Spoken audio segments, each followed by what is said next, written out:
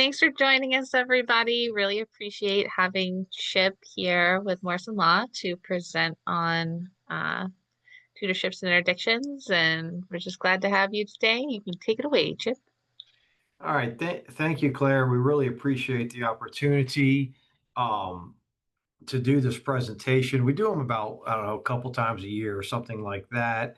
And it's just a good, knowledge base information where, families who are looking for, what do we do when we have a disabled child and they're about to turn 18? What happens if the child is already 18? What are some of the routes we can go or what we can do to be able to still maintain decision-making authority over our child? So that's really the purpose of the presentation. And I always want to thank the Autism Society of Greater New Orleans for allowing us to do this and get out this really important information. So before we get started, I just kind of want to give you just a little bit of information about myself and our firm. We're located here in Metairie, Louisiana, and in Covington, Louisiana. I'm a board certified specialist in estate planning. That just simply means that this is all I do all day long. We don't do anything else. We joke about we make three kinds of pizzas: wills, trust, and successions. That's it. We also, one of our mottos, or really mantra here, is to, get your ducks in a row. And that's what planning is all about.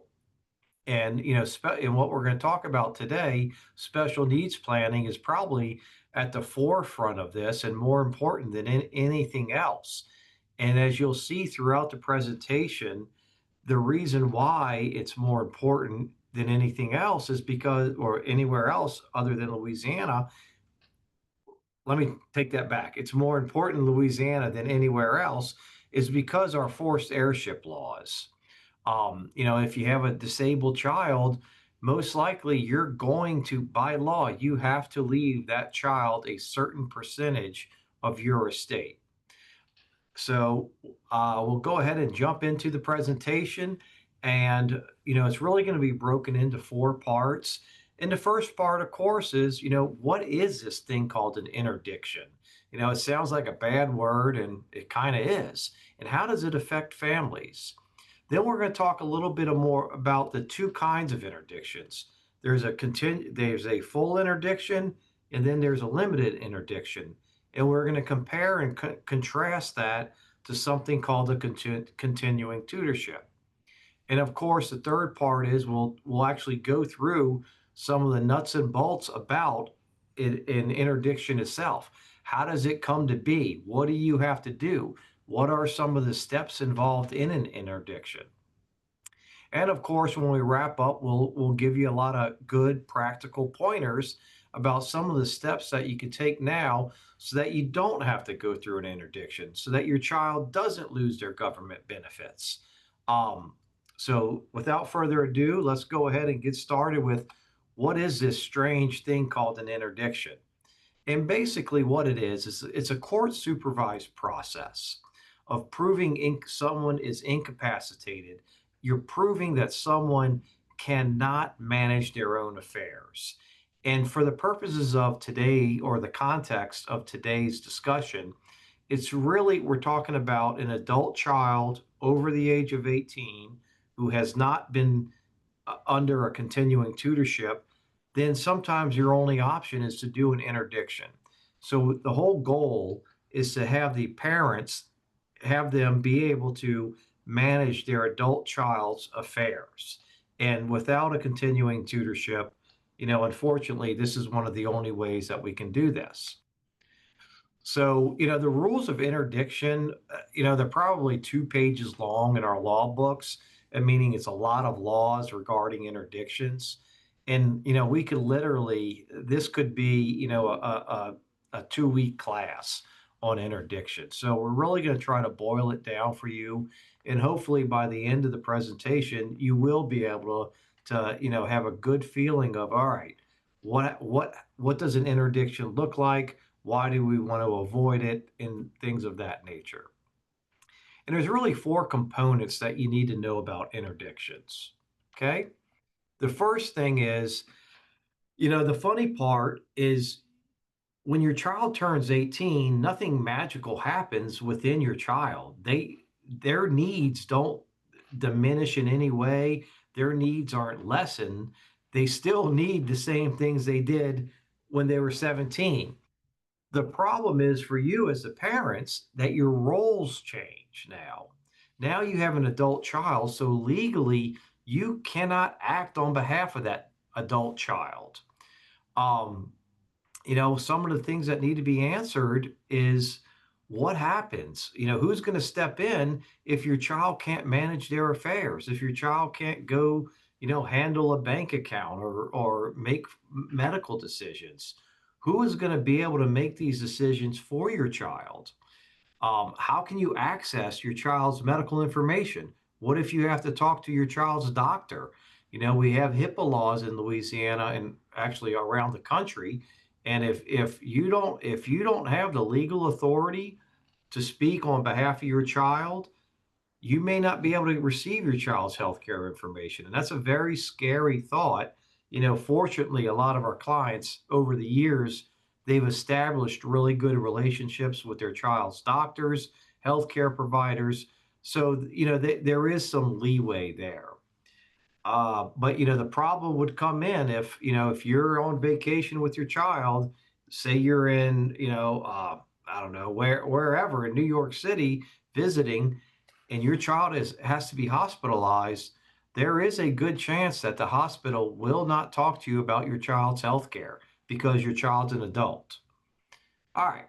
So the second part of interdictions is really the court supervision part. And that's where the court itself, they're going to be the deciding factor whether or not someone has the legal ability to manage their own affairs, to care for themselves, to care for their property. The ultimate decision maker in this case is the court. Um, Whenever we go through an interdiction proceeding, the court's going to appoint something called a curator. And it's basically a court appointed attorney, and they're going to help with interim decisions of the interdict.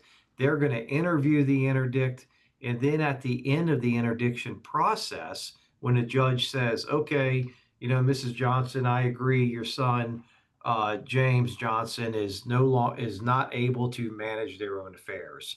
The court at that point will appoint Mrs. Johnson in that example as the permanent curator to make decisions for their child. We have a long-standing rule in Louisiana, and what that rule is that our courts favor and they're bound to favor preserving as much independence of the child, of the person who needs to be interdicted as possible. And that gets to be really important because what the courts are trying to do is look for a reason why we don't have to go through these interdictions. Is there an alternative out there?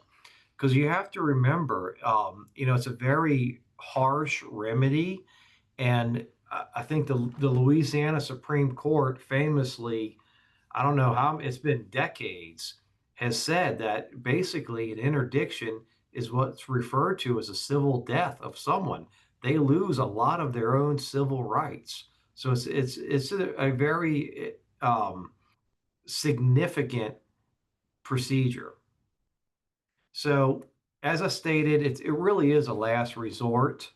Um, all the decision making for the child, for the person, will be transferred to the court appointed or the curator who the court says you're now in charge of your son. Or and look, for interdictions, they work both ways. It's not only for when our children are 18 and older and do not have the capacity to make decisions, but we get caught in that sandwich generation where sometimes we have to interdict parents because they, dementia, Alzheimer's sets in, and they can't make decisions. So Yeah, we're in a tough spot here.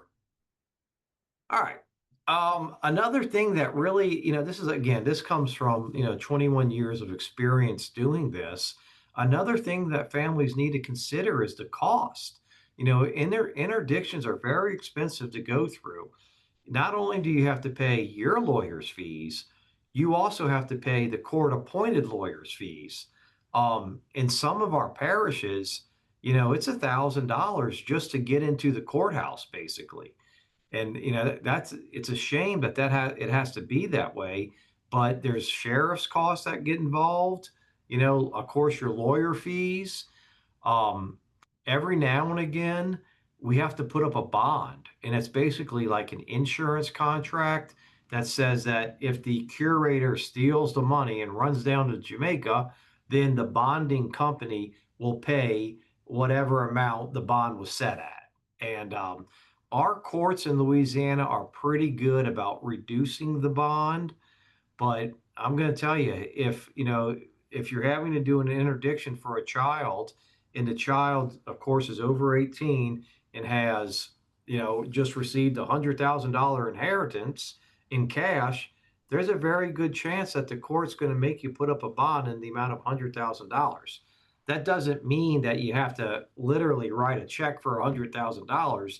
You just have to show the court that, look, if I steal the money, I have $100,000 of assets that can be used to satisfy this bond. So these are all reasons why we want to avoid it. And, unfortunately, sometimes we can't avoid it. So the interdictions are really, really significant in that they're going to prevent the person who is interdicted, the disabled person, they can't vote anymore. They can't sign contracts. They cannot buy a house. They really can't consent to medical treatment. They can't just hop in a car and say, "Well, I'm going to Alabama for the weekend," blah blah blah, and that's pretty restrictive. So again, it's something that it should only be used as a last resort, but it's going to greatly affect the person's life. And I'm talking a lot, and it sounds like a lot of bad things about interdictions, but if that's the only route we have, then it actually turns into a good thing, because otherwise you are essentially in something called legal limbo. Your child can't make decisions. Your child can't deposit that check that was written to them. Your child can't accept the inheritance that was left to them. No one's there to manage the child's affairs unless there's an interdiction. So, there is I don't want to say bright side, but there is a good result from these. So, as you're going to see throughout the presentation, there's a better way to do this than the interdiction. And some people refer to it, all the other states call it a conservatorship or guardianship proceeding, but it's almost like a living probate. Like you have to go to court, the judge is in charge of it all. You have to do an inventory, show the person's assets. It's very akin to a probate proceeding. All right. So, what are some of these alternatives that we're talking about? Well, first and foremost, is the main goal to have everyone understand that a continuing tutorship is the absolute best protection you can have for your child. But there are some restrictions on that, and we need to be really, really careful with the timelines that are set out under our laws. Of course, there's a special needs trust. Anytime we're talking about a disabled child, if they're receiving Medicaid, SSI, they have a disability that renders them unable to work, we need to talk about a special needs trust. It has to be part of that conversation. And then when interdictions, you have a couple of options.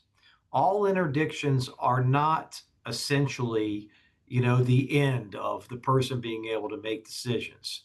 Well, Louisiana law now offers what's called a limited interdiction, whereby if your child they understand finances, they can make decisions, things like that. they're just physically unable to care for themselves, then the court can do kind of like splitting it in half. The court can do a limited interdiction where the court can say, all right, for all medical purposes, yes, mom and dad, you're in charge of your son's care. All financial property decisions, the child can do that. There's no reason why they can't do that. They have the mental ability to do that. And then on the other side of the pendulum is something called the full interdiction. And that, yeah, I mean, that's the bad one. That's the one where the person loses all rights, all decision-making authority now vests in someone else. The whole idea here is that the person's interest, the disabled person's interest, we should really be looking for the least restrictive means to protect that person. So let's do a little compare and contrast to interdictions and continuing tutorships. But first, for those of you who may not have heard of continuing tutorship, basically in Louisiana, if your child has not reached the age of 18 yet, and I'm going to go through some more specific rules in a second, then you can petition the court and say, I'm the child's parent, guardian, whatever the case may be, and my child has a disability. He or she cannot make decisions, and the court will sign a judgment which allows you to continue making decisions for your child's lifetime. It is a very powerful tool to use.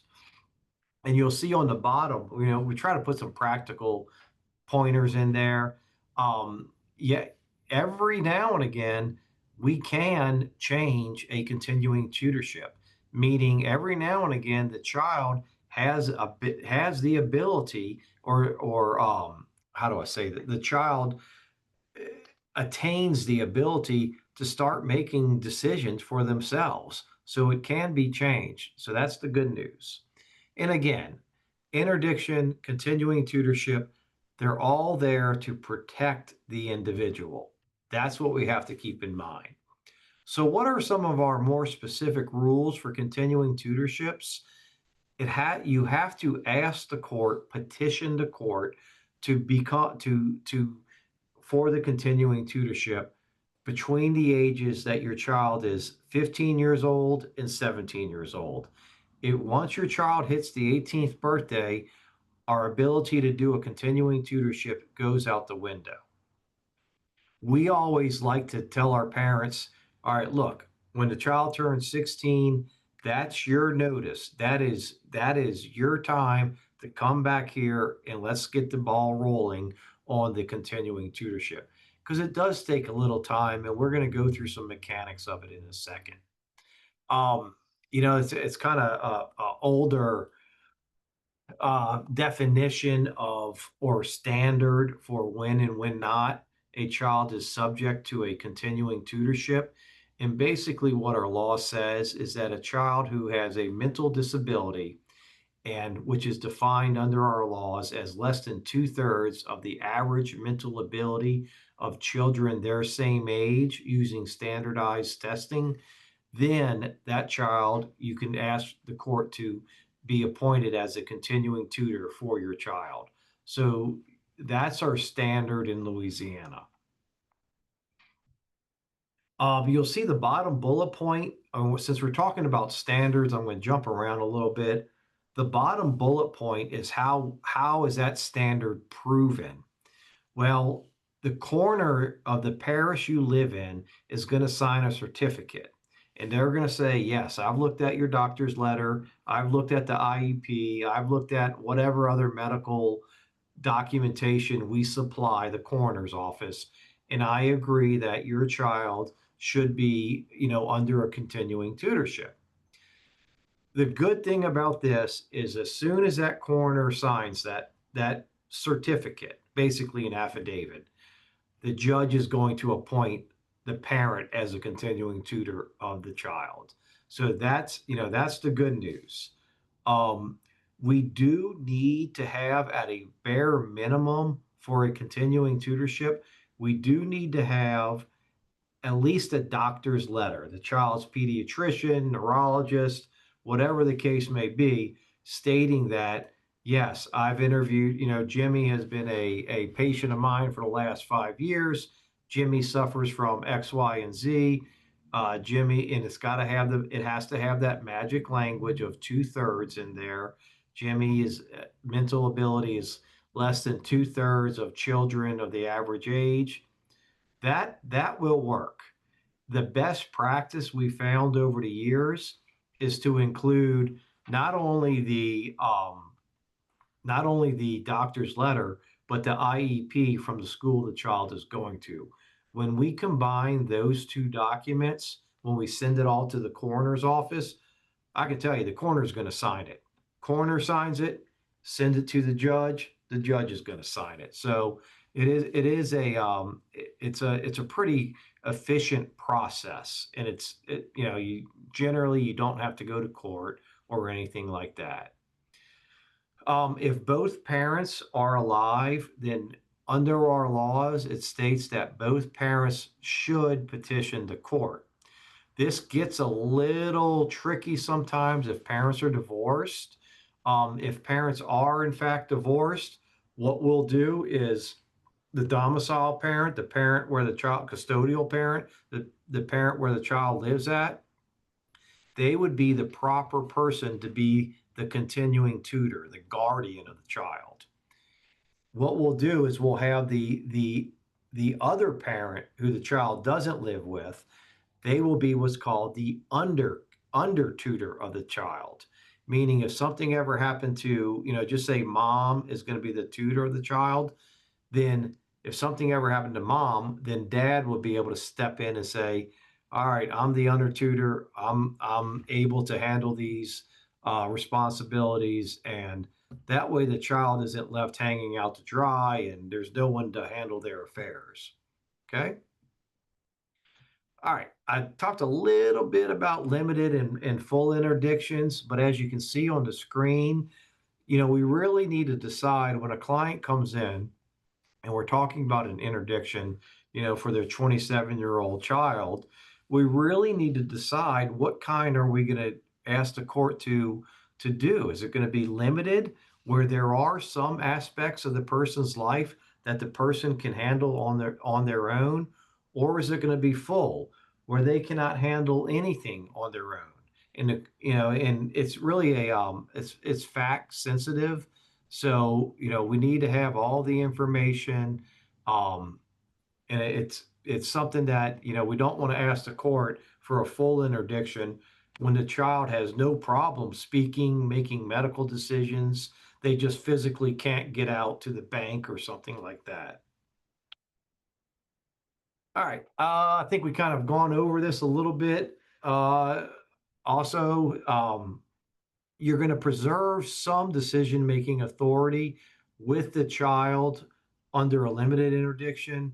And of course, under a full interdiction, all decision-making authority is transferred to the curator, the guardian of the person. So, um, as I stated earlier, you're really under an interdiction, you're removing the rights of the person. The court-appointed curator makes the decisions instead of the person themselves, and it's really the last resort, and we want to avoid this as much as possible. All right, so some of the things that the court's going to ask, because I can tell you the court will ask questions, and just kind of how this works from the practical sense again. You file the pleadings where you ask the court to do something. Court appoints an attorney to go out and interview the person. They meet with them. They, ask them questions, that kind of stuff. They then file a report back with the court. Then it gets set for a hearing. The good news is the hearings are pretty short. They only last about 10 to 15 minutes. And we will put say if the mother is interdicting their child, we'll have to put the mother on the witness stand, ask them basic questions. Are you the child's mother? Are you the primary caregiver? Tell us your experiences. Have you seen the child be able to handle a checkbook? Those types of questions. I can assure you, though, the judge will ask questions, and for the most part, it's a very, it's not a, uh, how do I put it? It's not a, tough type of, grilling, cross-examination or anything like that. It's just simply a conversation. The judge is trying to make sure they're gonna make the right decision. All right. Again, what the legal standard for a full interdiction is, and this is what it all boils down to. If the court finds that the person is incapable of consistently, and that's our key word, consistently making decisions regarding their person and property, then the court's going to issue a full interdiction. All right. There are some options here that where we can avoid having to do an interdiction, and I want to put a little asterisk on this one because I have to get back to it. Powers of attorney are a great way, a relatively inexpensive, easy way to avoid an interdiction. And of course, there's HIPAA authorizations that can be signed, advanced directives such as a living will, that kind of stuff. And property transfers is another way. But the key here for everyone to understand is that none of these less restrictive alternatives, none of these would be available if the person does not have the legal ability to understand what they're signing. So if they can understand, if the child understands, yes, I want my mom to go to the bank for me, handle my money for me, make medical decisions for me, well, then there's no problem with having a power of attorney signed under our laws. The other part of the asterisk that I'm putting on here is that if there is contention between two family members, a power of attorney will not cut it. Meaning, if one family member says, yes, the child has a power of attorney, he doesn't need to have an interdiction. Another family member says, well, wait, I don't agree with that. He needs an interdiction. The power of attorney will be revoked and the court will go through the interdiction proceeding. And the reason is if you are in fact interdicted, you have lost the ability to revoke that power of attorney. That's why you have to still go through a interdiction sometimes, even when there is a power of attorney. But it is something that absolutely helps. Okay, a couple big ones. I already talked about powers of attorney, special needs trust. That is our biggest tool that we use in our toolbox for planning for children with special needs. Um, and we're going to get into that in a second, but this is basically a way to avoid any kind of court oversight, easy, relatively not very expensive. But special needs trusts are an absolute wonderful way to manage a child's finances who has a disability. So I think we're going to get into the special needs trust a little bit more in part 4, but let's kind of go through the nuts and bolts of how does an interdiction process work? What does it look like? Well, since it's a court proceeding, everything begins with a lawsuit. You're actually filing a court petition that's going to, and, unfortunately, you have to name the disabled individual as the defendant. The other unfortunate part of this is that when you do that, and under our laws, you are required 100% to do that, the sheriff's office does have to go out and serve the individual with the paperwork. Um, most civil sheriffs or most sheriff's deputies are very understanding. They understand this is an interdiction. They should politely knock and they'll just tell whoever answers the door that, look, we have to serve you with this, and then the parent can give it to the child, that kind of thing. So most of them do practice some type of restraint, and it's not like the sheriff's going to knock down your door and hand the paperwork to the child. It's not like the movies, is what I'm trying to say. And of course, the petitioner is the person who's asking the court to do something. You're asking the court to interdict your child. Um, as I just kind of said, it does require share service. There is a set time limit, and it's generally 15 days for the disabled individual. They have to file an answer. 99% of the time, they do not file an answer. So what happens, because they can't, what happens is the court will appoint an attorney, and the attorney will essentially represent the child at that point. Um, that 1%, if the child does respond, the adult child, remember, that's what we're talking about here. Children 18 or older have to go through interdictions. Children between 15 and 17, we get to do the continuing tutorship. But if the child does respond, if the child said, if some lawyer gets hold of the child or whatever happens, if the child responds to the petition and says, no, I disagree, I do not need to be interdicted, then we're actually going to have a trial. We're going to have a doctor come in. We may need an expert doctor to come in as well, someone who can testify as an expert to the child's condition, whether or not the interdiction is necessary or not. That is what we want to avoid at all costs. Takes a long time to go through this, and it gets to be really expensive. But again, 99% of the time that does not happen. It's simply the person doesn't answer the lawsuit, the interdiction petition, and we go to court and the judge puts us on a stand for 10 minutes and we're done. Um, the every now and again, if it's a really hot and heavy disputed interdiction, the judge will, and I've had this happen twice in my career, the judge will appoint their own medical examiner. And I actually kind of like this when we've gone through these cases, and I have my doctor, the other side has their doctor. The two doctors can't agree if the sky is blue or not. Most of the time, what the judge will do is say, don't worry about it. I'm going to appoint my own doctor to go out and interview the person, and I'm going to take their decision. So that makes it a little bit easier. Um, but as you can see, I mean, really the cost and legal fees are going to accumulate really, really fast. So these are the things that we want to avoid.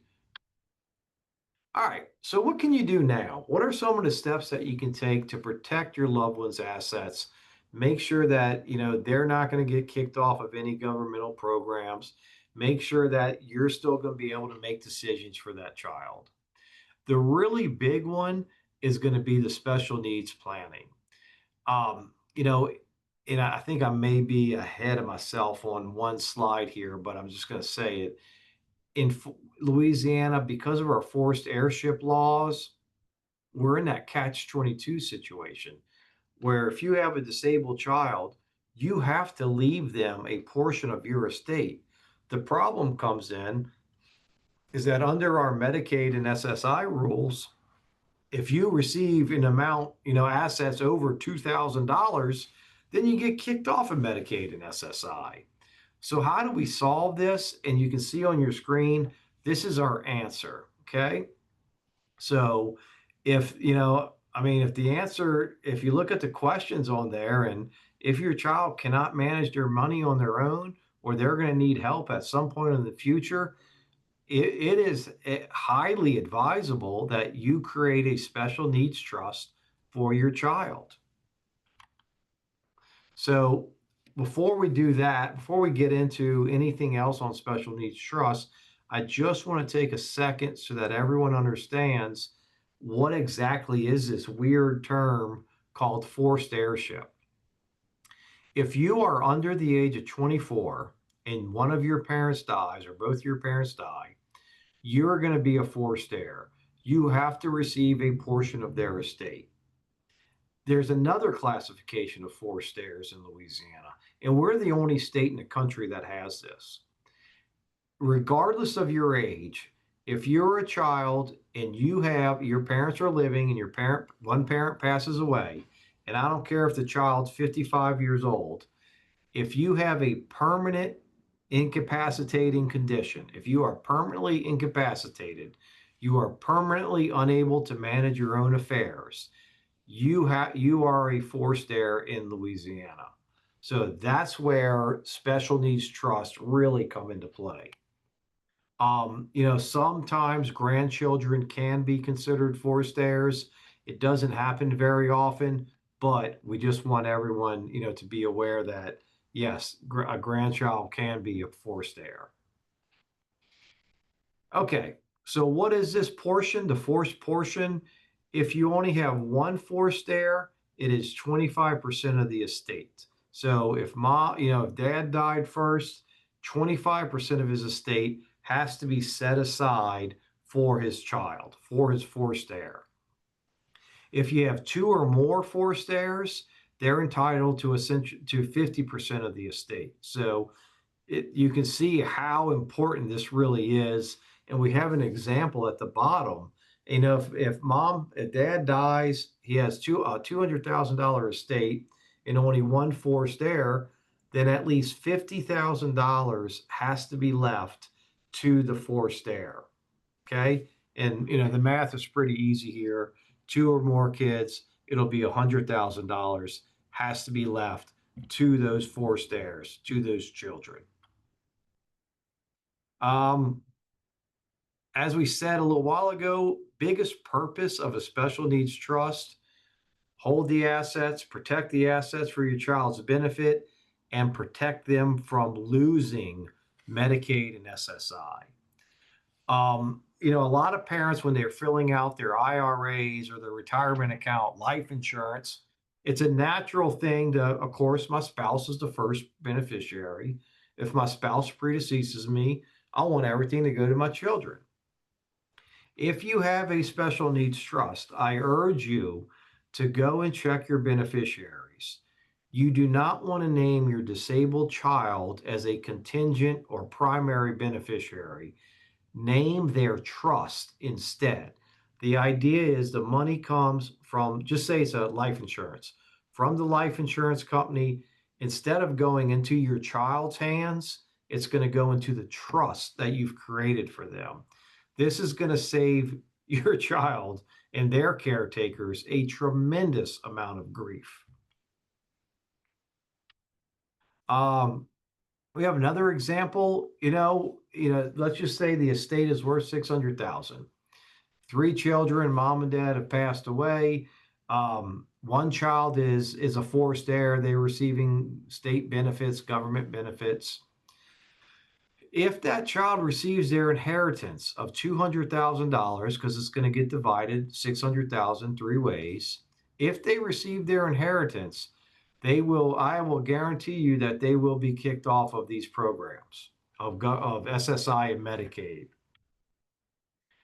And the problem is it's not just getting kicked off. The problem is getting back on Louisiana Medicaid. Sometimes that can be a really big pain in the neck to get done. So we want to, and in the meantime, we have to move around assets, trying to pay, for the child's care and this and that. And so if we can avoid this at all costs, that's our goal and our purpose here. Think of this as a bucket or a treasure chest, as you can see on the screen. All it's going to do is just hold those assets. It's just simply a holding vehicle. It holds the child's inheritance. That's all a special needs trust is. There's a lot of rules, and we've had a lot of changes over the last couple of years with special needs trusts. And they've all been really good changes. For instance, now a special needs trust can pay for the child's food and clothing. It used to not be like that. Those were two of the big no-nos. The only thing a special needs trust cannot pay for now is anything regarding to the child's shelter. When I say shelter, I'm talking about rent, utilities, things of that nature. But trying not to confuse everybody, in the government's ultimate wisdom, they've decided that a special needs trust can own a house. So the trust itself can pay for the house, pay for the, mortgage, anything, a new roof, anything involving that house, as long as the house is in the name of the trust. If the house or apartment building or whatever is not in the name of the trust and in the individual's name, then the special needs trust cannot pay for any of that because that's what that whopping $800 a month is supposed to pay for.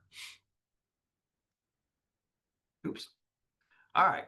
Um, you know, what we want to do, how we set these things up is we want mom and dad, we want the parents to retain full control over this trust. You're going to pick, parents are going to pick the person who's going to be in charge of the trust. That person's called the trustee. They're the ones that make the day to day decisions regarding how the money should be spent. This trust should last your child's lifetime.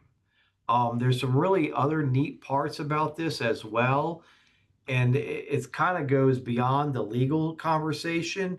In a lot of our client special needs trusts, we actually put in there care plans. Like you know, your aunt is a wonderful person to care for your child. Your aunt knows everything about your child, knows what he needs, what he doesn't like. You know, you can put in that trust that 3 times a week, I want my aunt to take out, Jimmy, my son, for whatever kind of events he likes. So you can really build in a lot of interesting things in these special needs trusts. Another good part about special needs trust, depending on how we set it up, the parents can retain the right to change it and modify it at any time. So that's a really powerful planning tool. Because think about it. Say you create the special needs trust for your son. You name your sister Susie as the backup trustee in case you pass away. 10 years goes by, you and your sister haven't spoken, you can't stand each other, you're going to want to change that. So ideally, we want to create the special needs trust where the parents, the creators of it, retain the right to change the trust. The beauty of some special needs trust, if the planning has been done ahead of time, is that we don't have to pay back the state of Louisiana. It's called a third party special needs trust. And if it's done properly and ahead of time, then we can include a clause in there that says, upon the child passing away, I'm telling my trustee not to pay the state of Louisiana anything. If it's a different kind of special needs trust that has to be done, in case of like a bad car wreck that causes a disability, that's called a first party or self-settled special needs trust. And in those types, we do have to pay back the state of Louisiana.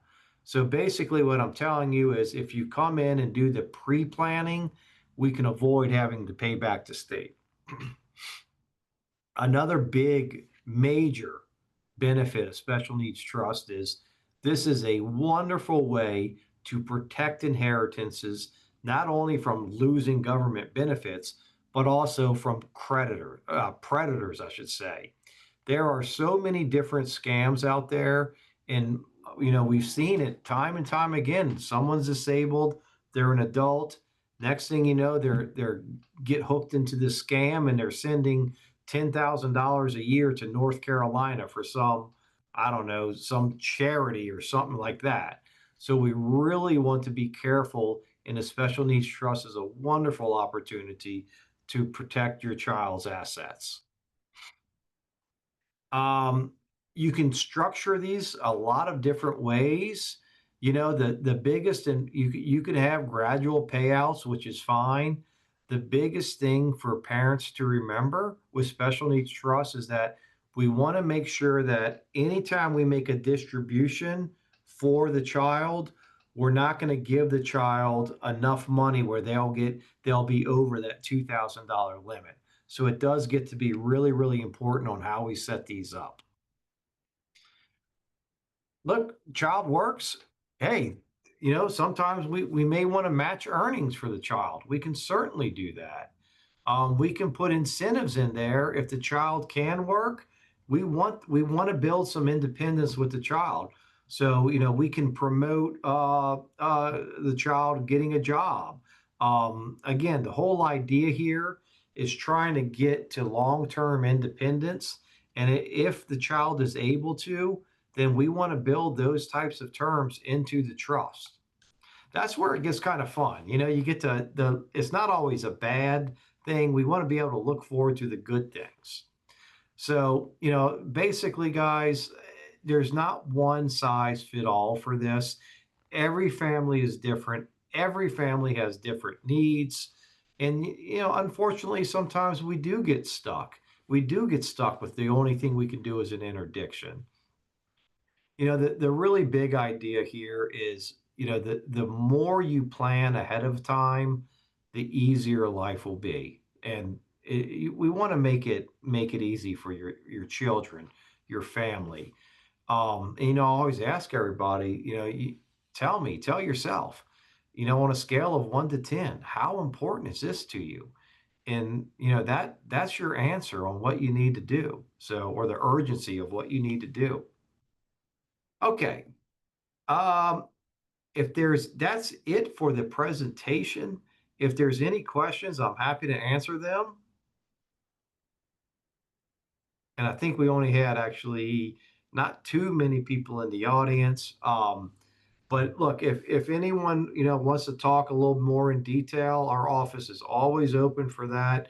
Please we make it very simple for you. Give us a call. We'd be happy to help out any way we can. All right. And that is it. Thank you. Oops. Thank you so much. Thank you very much. You're welcome. All right, Claire, anything you need from me on this? I don't think I have any questions. Courtney, do you have any questions? I do not, but I will probably definitely be calling to I'm glad I logged into this because I was thinking I needed to get an interdiction for my son. And now I'm seeing where I really just need to set up a special needs trust. He's 23, he'll be 24 on Christmas. So I kind of missed the continued tutorship. But Yeah, I've been meaning to contact you guys because I got the power of attorney from you guys great. last year at Power of Attorney Day. And now I need to work on getting his special needs trust. So I will Yeah, be contacting you guys pretty soon about this. And I'm really glad I called in. I feel much better now. yeah. Well, thank you, Courtney, for attending. Yeah, just give us a call again if it's just even questions. We're happy to help out any way we can. Okay. Thank you so Thank much. You you. guys have a good day. You too. All All right. right. Thank you, Bye-bye. Claire. Bye.